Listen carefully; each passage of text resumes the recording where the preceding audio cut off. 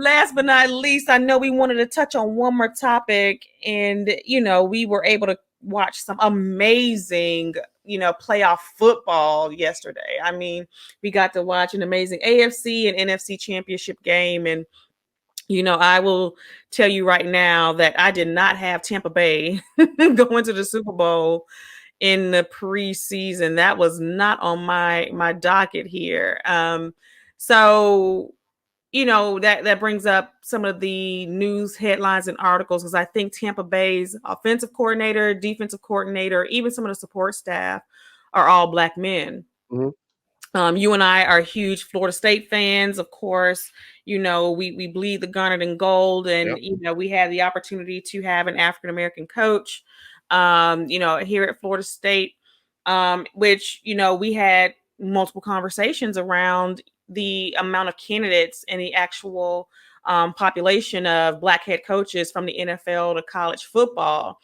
And some stats that'll kind of blow your mind here is that, as of today's date, there's only 2 Black coaches in the NFL, 2 Black head coaches. I think in D1 and P5 ball, I think there may be 10 to 12. I think really? the last stat had 15, 16, but I couldn't name all of them. But that almost seems high. yeah, I think I may be a little off, but still too low. Okay. So give me some feedback here. What do you think is happening? Why are we not seeing more Black head coaches in the NFL and in college football? Wait, were you talking about college and NFL, or we talking about just specifically college? You can take one then the second one. Okay. I'm be honest with you, and this is something that everybody needs to know. This is I'm going to consider this segment grown up time. This is grown up time. All right.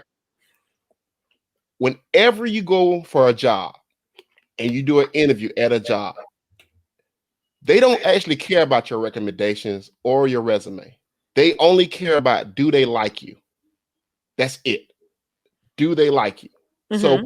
So when you're talking about college football, you need more than just one guy to like you in college football. In NFL, you need one owner to like you. In college football, you need boosters, you need a president, you need an AD. You have several people that have to like you in order for you to get hired. And you need those guys to not only like you, but to invest in you and to believe in you. And I don't think the best jobs in college football is in the South. Those are the best jobs. If you want to win a national championship and win at a high level, you got to be coaching college football in the South. And in the South, there's a lot of old Southern money. And if you know what old Southern money was made at, you would know that they probably don't like African Americans as much. Well, I ain't gonna say they don't like African Americans as much. They probably just don't want to be bothered with African Americans as much. I say that. Like, they don't mind you playing for the football team, but the idea that I gotta be with you at banquets, dinners, break bread with you all the time, that's not an ideal situation. So I think that has a lot to do with it. That has a lot to do with it. I think it's all about people liking you. So until we get a bigger booster base of Black business people donating to these football programs, which will, if you donate money, it will create influence, and influence will create Black minority hires. So I think that's where it really has to start at. And I know people don't want to hear that part because they feel like, why should we have to donate money to get a Black head coach? But it really starts with donating money for college football, in my opinion. Yeah, I would agree with you. I think from a college football perspective, there's power in economics, right? From scholarship endowments to pledges to, building donations and things of that nature. I think it's very interesting to see how the money plays a role in reference to having the amount of influence you desire. Right. I was encouraged to see the information around Tony Elliott potentially pursuing being the head coach at Tennessee. I think the rumor is it's his job if he wants it. Tony Elliott is the offensive coordinator at Clemson University, who's been there with Dabo Swinney. But think about how bad of a job that is, though. Just think about that. Like, if he takes that job, It's no way he survives in 3 years. It's no way. There's no way he's going to get the same leeway. He's not going to get as much rope as He's not. another coach. And it's You already a know? bad job right now. It's already a bad job. Yeah, I mean Tennessee has gone through how many ADs? Like 3 ADs and like 3 head coaches, and still paying out, tons of money to other areas and of the program. And now they're going to have to go through this whole thing again of another AD and another head coach. So, it's just really interesting to see the dynamic. And I know that, people like to use James Franklin as an example, right? He ended up getting a contract extension, but he totally shit the bed this last season, right? Yeah, I Like, mean, he had a bad season this season. yeah, and it makes me think, like, does he get a chance to have another bad season, or is he out? Do you believe in him as much as you did prior to COVID and different things like that? Because I think we've seen how things can shift. And one of the things that stands out is, USC's head coach, right? You're talking about Clay Helton. And Clay has like literally not 9 lives. Your boy got to have like 18 of them, because I swear every year he's getting fired. Lynn Swann stepped down as AD, and they still didn't let go of Helton. They still kept him, and he does just enough to hang on. He never wins the Pac-12, but Clay recruits his ass off, and I don't get it, because if that's anybody else, they're out of there. I mean, Clay Helton laid all the mercy. I mean, laid all the wrath to T. Martin. Yeah. Fired T. Martin and basically got to keep his job. And it's just, one of those things where you continue to ask, what are you looking for in the head coach? These coaches have the ability to produce. These coaches have the ability to they come from winning programs. What do they need to do in order to get the same recognition as their white counterparts? And people keep saying we're in a different time, we're in a different dynamic. We've had a black president, we got a black vice president, and these things are happening, and these people are getting elected and put in here, and African Americans have more influence. And we're like, yes, but more.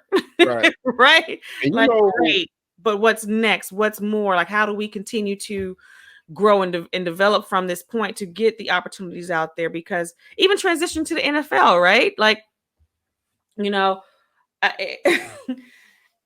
Eric Bieniemy, right? Yeah.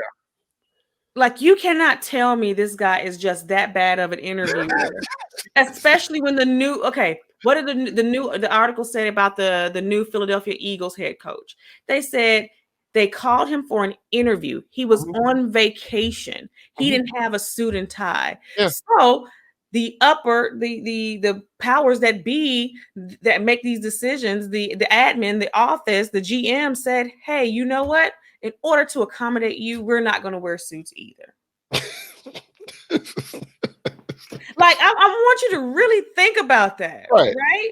Whereas we have to come in buttoned up, we have to come in perfect, we have to come in with no issues, no check marks, none of these things that would get us disqualified, and we still don't even get a seat at the table. But you have a whole GM and owner that say, hey, you know what, to make you feel comfortable, coach, we're going to change our clothes, we're going to make ourselves more comfortable, or we're going to change our whole dynamic to accommodate you. And you can't tell me that they would have done that for a black candidate. But this is something that I find funny about these coaching candidates and stuff. I like, for instance, I look at somebody like Bryon Leftwich, right?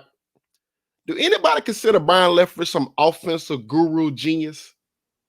No, they don't. No, not an offensive guru or genius. He draws up plays. I mean, but he's not touted as a Pete Carroll. He's not touted as a Spagnuolo or some of these other coaches. Well, I'm just saying, when you look at Bryon Leftwich, he's coached 2 pretty good offenses. I mean, yeah, Jameis threw a lot of picks the first year, but they was pretty damn productive last year with Jameis. And this year he took Tom Brady, curtailed the offense towards Tom Brady's strengths, did a good job this year. Right, because they started 7-5 and ended what? Right. I think they finished 7-0, including the playoffs. Right, but when they talk about people like Matt LaFleur, he's this offensive guru.